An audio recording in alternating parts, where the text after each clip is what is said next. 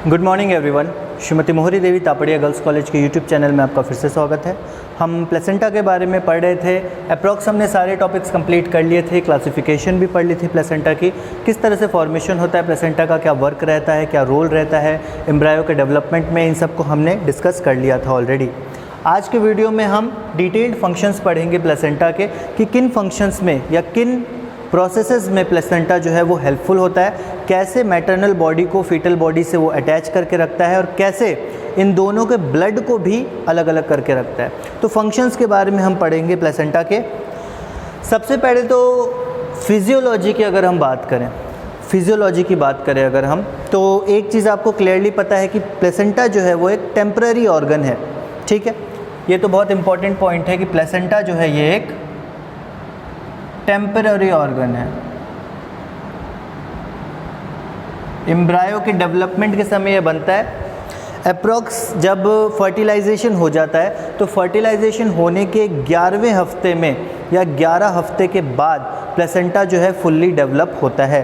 तो 11 हफ्ते लग जाते हैं फुल्ली प्लेसेंटा को डेवलप होने में, तब जाके प्लेसेंटा का डेवलपमेंट होता है और वो फीटस से जुड़ता है और मैटरनल बॉडी मतलब मदर के बॉडी को फीटस से कम्युनिकेट करवाता है। ठीक है, तो अब यहाँ पे क्या है, ये प्लेसेंटा के बारे में जो हमने पहले भी थोड़ा पढ़ा था, एक ब्रीफली हम उसको रिव्यू कर ले। तो सबसे पहले क्या बात है कि न्यूट्रिशनल सप्लाई, फीटस को न्यूट्रिशनल सप्लाई चाहिए। फीटस के डेवलपमेंट के लिए, ग्रोथ के लिए, किसी भी मेटाबॉलिक एक्टिविटी के लिए उसको न्यूट्रिशन की सप्लाई चाहिए। न्यूट्रिशन की सप्लाई के लिए यहाँ पे कोई और सोर्स नहीं है, सिर्फ एक सोर्स है, मदर की बॉडी। तो मदर की बॉडी के अंदर जो न्यूट्रिशन जा रहे हैं उसी का कुछ हिस्सा जो है फीटस के पास जाना चाहिए। अब मदर की बॉडी से फीटस के बीच का ये जो कम्युनिकेशन है ये होता किसके द्वारा है? प्लेसेंटा के द्वारा। ठीक है, तो न्यूट्रिशनल रिक्वायरमेंट जो भी है फीटस की, अगर हम बोलें तो सप्लाई ऑफ न्यूट्रिशन, न्यूट्रिशन का सप्लाई ये सबसे ज़्यादा एसेंशियल होता है ग्रोथ और डेवलपमेंट में फीटस के लिए। Supply of nutrition is essential for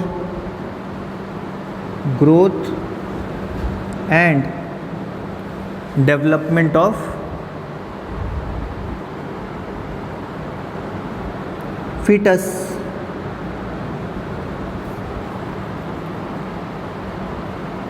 foetus के ग्रोथ या डेवलपमेंट के लिए न्यूट्रिशन बहुत ज़्यादा ज़रूरी है। न्यूट्रिशन कंटिन्यूअसली मिलना चाहिए बिना किसी बैरियर के, बिना किसी रुकावट के। तो न्यूट्रिशन मिलना ज़रूरी है। अब ये सारी चीज़ें जो है, सप्लाई जो है न्यूट्रिशन का, ये रहता है पूरी तरह से डिपेंडेंट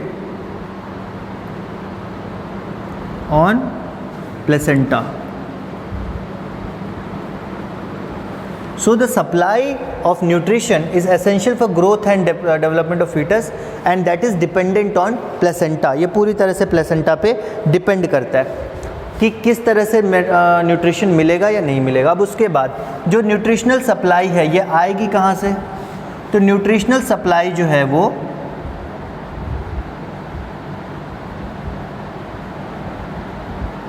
ये आएगी मैटरनल ऑर्गेनिज्म से।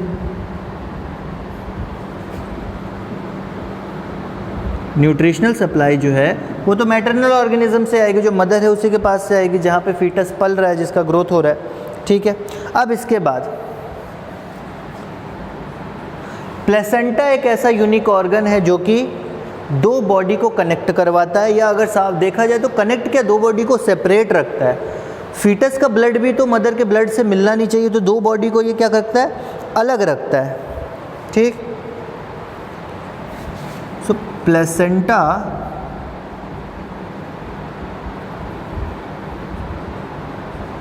Is a unique organ. Placenta एक लौता ऐसा यूनिक ऑर्गन है जिससे दो अलग अलग ऑर्गेनिज्म के ब्लड सप्लाई आ रहे हैं। फीटस भी जुड़ा हुआ है, मैटरनल टिश्यू भी जुड़ा हुआ है, तो दो अलग अलग बॉडी के ब्लड सप्लाई आ रहे हैं। तो placenta is an unique organ that receives two blood supplies, दो ब्लड सप्लाई दो ब्लड सप्लाई जो है प्लेसेंटा रिसीव करता है, एक मैटरनल से और एक फीटल ब्लड का, ठीक। और इसका काम होता है दोनों ब्लड को सेपरेट भी रखना, दोनों को अलग अलग रखना। क्या करता है ये?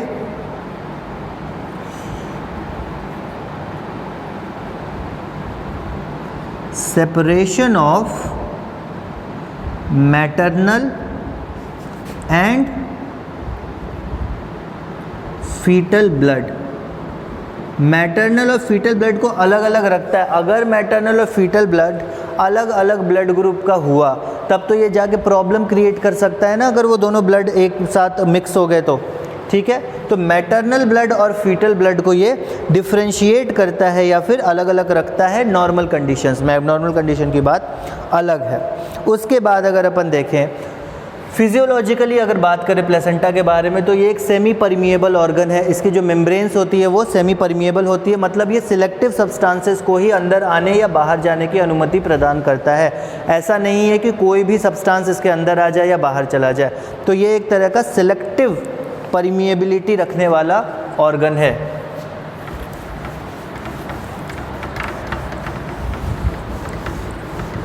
प्लेसेंटा के बारे में अगर अपन देखें तो ये क्या है? सिलेक्टिवली परमिएबल है,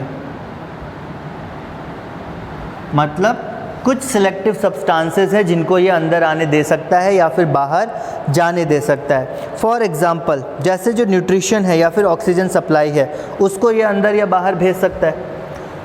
अगर रेस्पिरेशन करना है तो ऑक्सीजन की सप्लाई होनी चाहिए, तो ऑक्सीजन को ये ट्रांसपोर्ट कर सकता है, ऑक्सीजन को ये अलाउ कर सकता है और CO2 को बाहर भेज सकता है।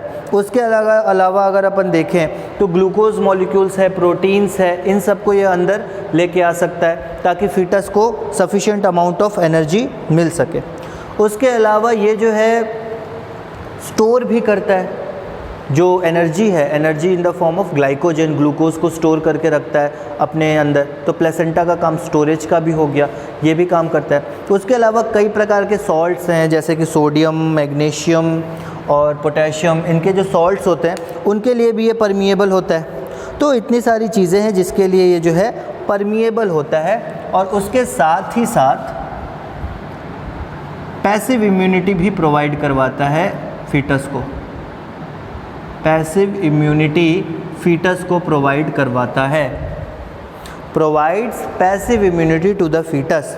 इम्यूनोग्लोबुलिन G जो है उसका ट्रांसफ़र फीटस में होता है, उसके अंदर एंटीबॉडी आ जाती है, तब जाके वो एक्सटर्नल इन्वायरमेंट में थोड़ा सर्वाइव कर पाता है, ठीक है। उसके बाद अगर अपन देखें ये तो था क्या कहते हैं ग्रोथ और फिजियोलॉजी। फंक्शंस के बारे में अगर स्पेसिफिकली फंक्शंस के बारे में देखें हम प्लेसेंटा के कि कौन कौन से फंक्शन परफॉर्म करता है, तो उसको हम थोड़ा सा डिस्कस करते हैं एक एक फंक्शन को।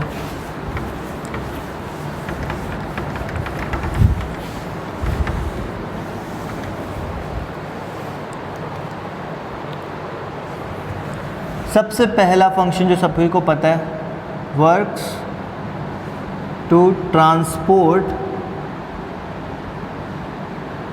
Nutrients. Works to transport nutrients, nutrition का ट्रांसपोर्ट ज़रूरी है। कौन कौन से? Such as carbohydrates, amino acids, है ना। कार्बोहाइड्रेट्स का जो है वो ट्रांसपोर्ट होगा, अमाइनो एसिड्स का जो है ट्रांसपोर्ट होगा, उसके अलावा लिपिड का ट्रांसपोर्ट होगा, वाटर का ट्रांसपोर्ट होगा, वाटर भी तो ज़रूरी है, लिपिड का ट्रांसफ़र होगा, वाटर का ट्रांसफ़र होगा, कई प्रकार के इनऑर्गेनिक सब्सटेंसेस होंगे, ये सब का ट्रांसफ़र होगा।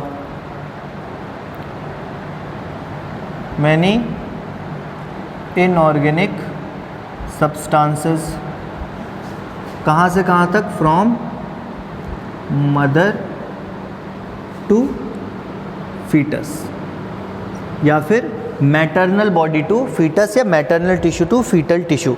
ये तो हो गया एक ट्रांसपोर्ट सिस्टम। ये ट्रांसपोर्टेशन करता है न्यूट्रिएंट्स का। न्यूट्रिएंट्स अलग अलग टाइप के हो सकते हैं। पहले भी हमने पढ़ा था कि मैक्रो मॉलिक्यूल्स और माइक्रो मॉलिक्यूल्स दोनों हो सकते हैं। मैक्रो मैक्रोमोलिक्यूल्स अगर होंगे तो पिनोसाइटोसिस या एक्टिव ट्रांसपोर्ट के थ्रू उनका ट्रांसपोर्टेशन होगा, ठीक है। उसके अलावा ये जो है लंग की तरह भी काम करता है, also serve as lungs and allow the transmission of oxygen. It also acts as lung and allow transmission या फिर ट्रांसपोर्टेशन ऑफ गैसेस, ठीक है।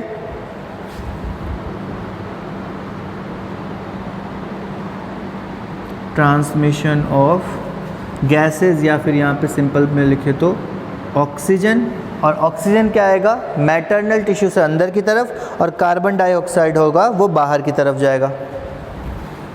तो ऑक्सीजन आएगा कहाँ से, फ्रॉम दी मैटरनल टिश्यू या फिर मैटरनल बॉडी, और उसके बाद यहाँ से क्या भेजा जाएगा मैटरनल बॉडी से, मैटरनल ब्लड से आ गया, ये मैटरनल बॉडी की जगह मैटरनल ब्लड लिख लो, ज़्यादा बेटर। मैटरनल ब्लड से ऑक्सीजन आ गया और कार्बन डाइऑक्साइड वापस चला जाएगा into the foetus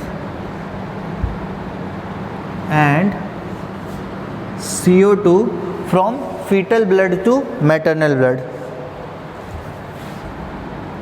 to CO2 from foetal blood to maternal blood.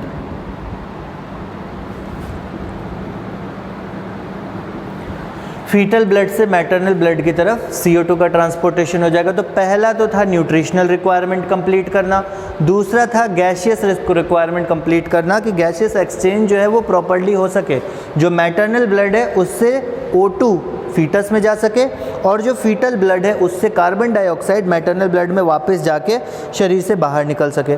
उसके बाद अगर अपन बात करें तो प्लेसेंटा जो है वो किडनी की तरह भी काम करती है, ब्लड को फिल्टर करने का काम करती है। ऑल्सो एक्ट्स एज किडनी की तरह भी फंक्शन करती है to filter the blood, acts as kidney to filter the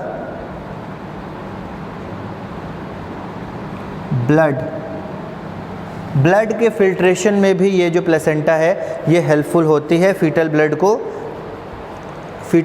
filter करती है, ठीक है। तो the blood of foetus blood को फिल्टर करती है to eliminate harmful substances, to eliminate harmful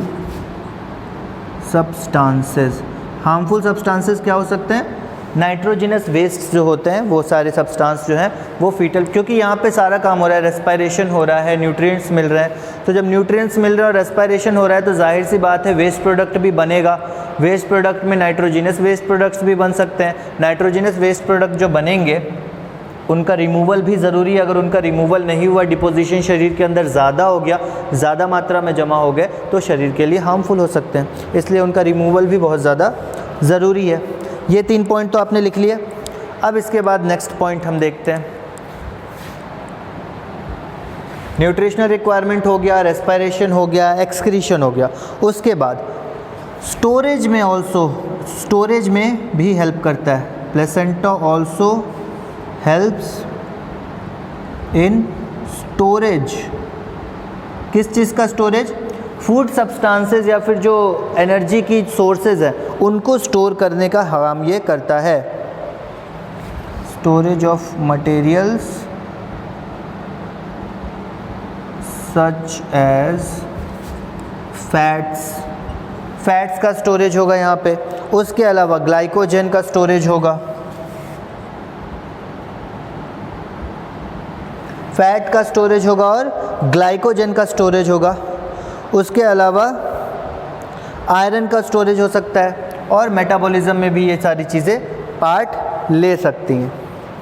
तो placenta also helps in storage of material such as fats हो गया, ग्लाइकोजन हो गया, आयरन की स्टोरेज हो जाएगी, प्रोटीन के मेटाबॉलिज्म में हेल्प करेंगे। तो इतने सारे ये फंक्शन हुए। उसके आगे अगर अपन देखें तो हमने पढ़ा था कि सिक्रीशन होता है बहुत सारे एंजाइम्स का, हार्मोन्स का।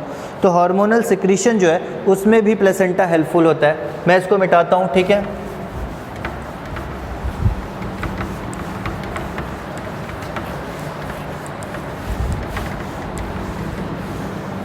अगर अपन बात करें तो प्लेसेंटा जो है बहुत सारे हार्मोन सिक्रीट करता है, सिक्रीट मैनी हॉर्मोन्स। हॉर्मोन्स के नाम मैंने बताए थे, एस्ट्राडायल होता है, एससीजी होता है, प्रोजेस्टेरोन होता है। ये सारे हार्मोन्स जो हैं वो सिक्रीट करता है। एस्ट्राडायोल, एचसीजी, फिर प्रोजेस्टेरोन। आपको इन सब के फंक्शंस ऑलरेडी पता है, ठीक। तो एस्ट्राडायोल का सिक्रीशन होता है, एससीजी का सिक्रीशन होता है, प्रोजेस्टेरोन का सिक्रीशन होता है। उसके अलावा रिलैक्सिन, प्रोलैक्टिन, इन सब का सिक्रीशन होता रहता है, ठीक। रिलैक्सिन का भी सिक्रीशन होता है, प्रोलैक्टिन का भी सिक्रीशन होता है। प्रोजेस्टेरोन के बारे में आप पता ही है कि अगर प्रोजेस्टेरोन सिक्रीट होगा तब जाके कॉर्पस ल्यूटियम सस्टेन करेगा और वहाँ पे जो फीटस है वो स्थित रहेगा यूट्रस में। और उसके अलावा अगर अपन बात करें तो प्रेगनेंसी को मेंटेन करने के लिए भी प्रोजेस्टेरोन बहुत ज़रूरी है। अगर प्रोजेस्टेरोन की सिक्रीशन कम होगी, प्रेगनेंसी डिसबैलेंस हो जाएगी, ठीक है, तो डिसकंटिन्यू हो जाएगी प्रेगनेंसी। इसलिए उसको बैलेंस करने के लिए, मेंटेन करने के लिए भी ये सारे जो हार्मोन्स है वो इम्पॉर्टेंट है। हार्मोनल सिक्रीशन के बाद फाइनली अगर अपन बात करें तो सेमी परमिएबल मेम्ब्रेन की तरह भी एक्ट करता है। अच्छा, सेमी परमिएबल मेम्ब्रेन का मतलब सिर्फ इतना नहीं होता कि वो न्यूट्रिशन की सप्लाई कर देगा, नहीं, इतना सिर्फ बात नहीं है। अगर अपन बात कर रहे हैं इसके सेमी परमिएबल नेचर की, सेमी परमिएबल नेचर क्या होगा? सेमी परमिएबल नेचर का मतलब कि बहुत सारे हार्मफुल सब्सटेंसेस भी हो सकते हैं ना, जो हमारे शरीर में आना चाहते हैं, फीटल बॉडी में आना चाहते हैं, उनको रोकना। वैसे ये सब कुछ नहीं रोक सकता, कई प्रकार के वायरस या बैक्टीरिया हैं जो पास करके इधर आ जाते हैं। तो सेमी परमिएबल नेचर का मतलब ये है कि सिलेक्टिव सब्सटेंसेस को ये अंदर आने देता है, बहुत सारे सब्सटेंसेस को अंदर नहीं आने देता। पर सेमी परमिएबल नेचर होने के बावजूद कई प्रकार के वायरसेस या बैक्टीरिया हैं जो फीटल बॉडी को नुकसान पहुंचा सकते हैं। पर जैसा कि आप लोगों को पहले से पता है, यहाँ पे इम्यूनोग्लोबुलिन जी पहले इसने दे दिया था। इम्यूनोग्लोबुलिन जी एंटीबॉडी बच्चे के पास, मतलब फीटस के पास है, तो उसके अंदर एक माइनर इम्यूनिटी आ ही जाती है किसी और ऑर्गेनिज्म से लड़ने की, ठीक है, या किसी फॉरेन पैथोजन से लड़ने की। तो सेमी परमिएबल नेचर में सिलेक्टिव सब्सटेंस का ट्रांसपोर्टेशन होगा, ट्रांसपोर्टेशन ऑफ सिलेक्टिव सब्सटेंस।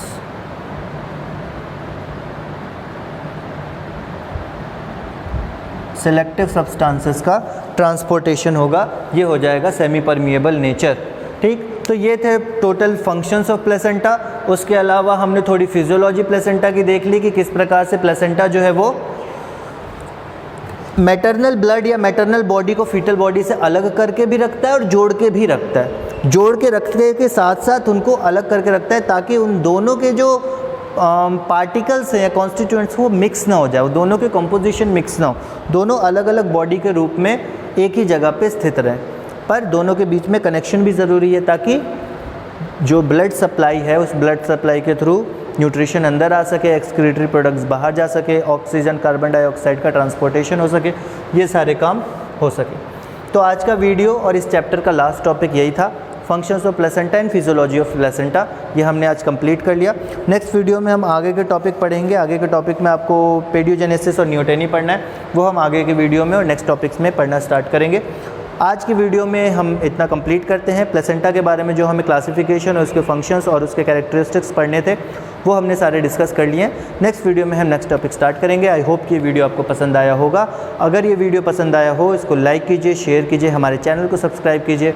मिलते हैं नेक्स्ट वीडियो में नए टॉपिक के साथ। Thank you very much.